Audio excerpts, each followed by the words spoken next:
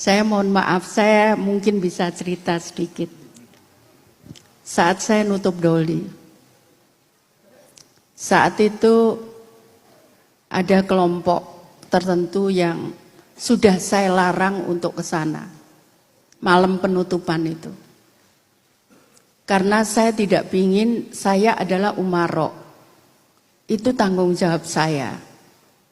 Tiba-tiba mereka datang dengan membawa panah. Sementara orang-orang doli bawa celurit, bawa arit, bawa macam-macam. Saat itu saya jelaskan ke kelompok tadi, saya sampaikan kita sudah janji bahwa bapak-bapak nggak akan ke sini. Kenapa bapak-bapak ke sini? Saya sampaikan kalau bapak-bapak nggak pulang maka saya nggak akan nutup.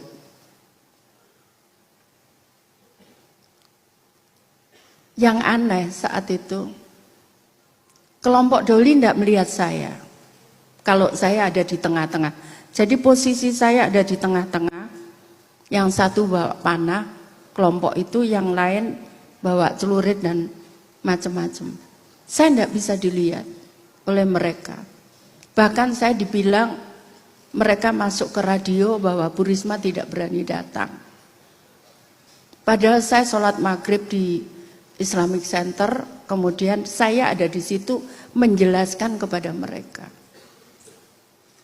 Kemudian setelah saya ngotot mereka harus pulang kelompok ini. Saya masuk ke Islamic Center dengan Pak Menteri Agama, Menteri Sosial saat itu nutup penutupan. Pulang, nggak ada lagi yang lihat saya. Saya keluar, semua nanya wartawan, Bu Risma di mana? Loh tadi lewat di sebelahmu. Jadi tadi yang saya sampaikan, yang disampaikan pelajaran Gus Idam tentang luman, itu saya ngalami itu. Saya ngalami kejadian itu. Saya bukan siapa-siapa, saya seorang umarok, saya dari seorang PNS. Kemudian saya dicalonkan, saya tidak pernah meminta jadi wali kota, bahkan berdoa saja saya tidak berani. Saya tidak berani karena saya tahu ini berat. Berat jabatan ini. Karena itu saya tidak pernah mendaftar. Ini saya ajarkan sama Mas Heri juga. Saya tidak pernah mendaftar dan saya tidak berani berdoa untuk jadi. Biarkanlah, saya percaya bahwa di lautan mahfud sana sudah ditetapkan bahwa siapa akan jadi wali kota, siapa akan jadi gubernur. Saya tidak berani meminta karena tanggung jawabnya berat, Bapak Ibu sekalian. Berat sekali. Tadi disampaikan soal bagaimana luman. Saya jam 5 pagi habis sholat subuh, saya cari jadi wali kota maupun jadi menteri, saya selalu muter, cari, kadang-kadang ketemu orang yang saya juga, kalau 5:30 di Jakarta tuh masih gelap. Tiba-tiba ada seseorang bangun matanya segini, saya kaget. Saya pikir apa, ternyata dia manusia silver yang suka badannya dicat. Nah dia kena iritasi matanya sehingga bengkak. Langsung saya bawa ke kantor saya kasih makan 3 piring habis, padahal perempuan. Mungkin sudah berapa hari nggak makan. Saya bawa ke rumah sakit, ternyata dokter itu nyampaikan, untung hari ini nyampe, kalau besok saja dia sudah buta. Jadi tadi yang disampaikan itu betul di dalam oleh Gus Idam itu. Saya coba belajar itu. Kadang-kadang saya dapat uang dari kantor, tidak bawa pulang ke rumah karena habis saya bagi untuk itu. Jadi saat saya maju, saya sampaikan, ini gimana, saya bilang itu, mau suruh daftar wong duit aja nggak gablek. Ya, jadi tapi saya percaya bahwa saya dulu juga begitu saat jadi wali kota. Bahkan saat itu saya jadi PNS, kemudian saya cuti, saya cuma dapat 30% gaji. Saya bingung bagaimana makan saya. Akhirnya saya jual sawah yang diberikan orang tua saya. Demikian pula sekarang, bagaimana mau nyalon gubernur nggak punya duit. Tapi saya percaya, saya diyakinkan oleh Mas Don itu.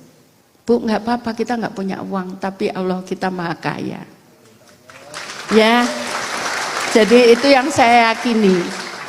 Saya yakini Gus Han juga, saya telepon, leres toh Bu. Ya Gus, masuk saya pernah bohong.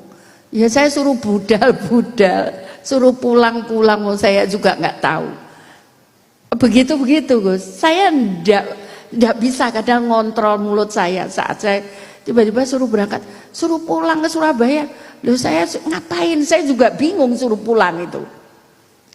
Mbak besok daftar, saya bingung, tak pikir daftar apa, saya bilang gitu.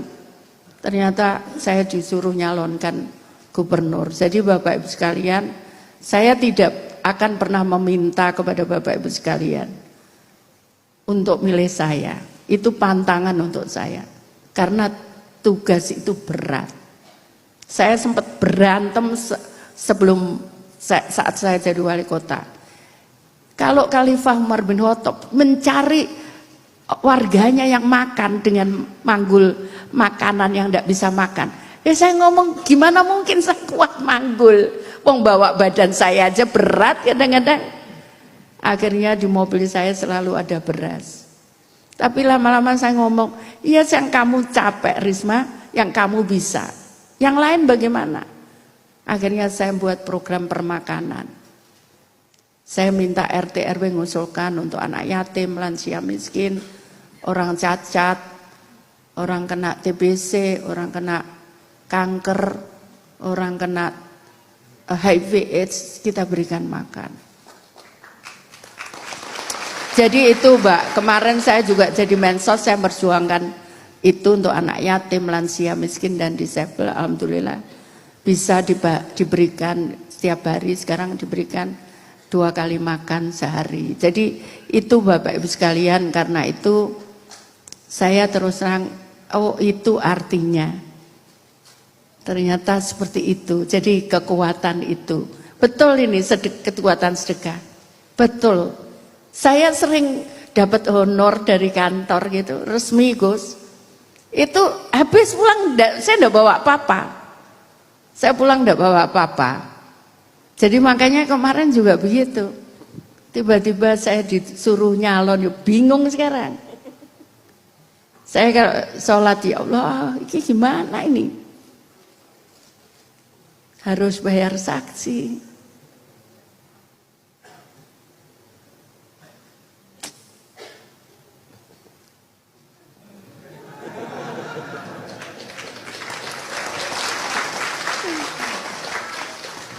Begitu.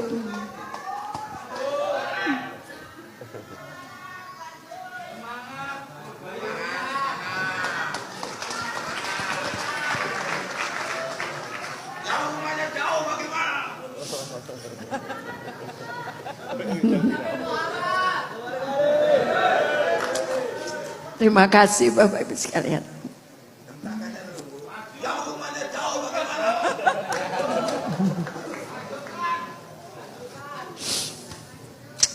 Saya mohon maaf.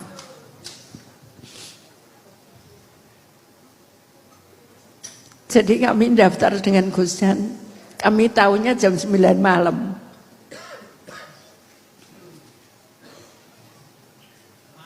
Besoknya disuruh daftar.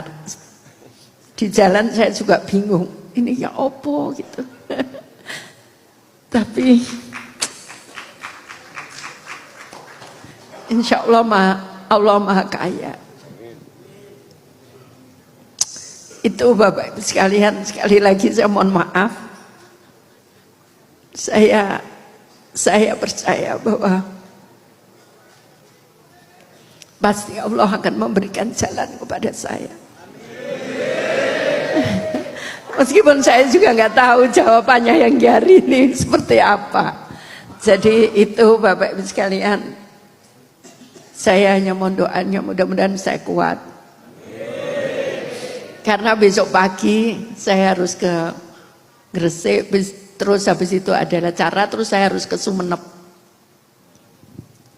Insya Allah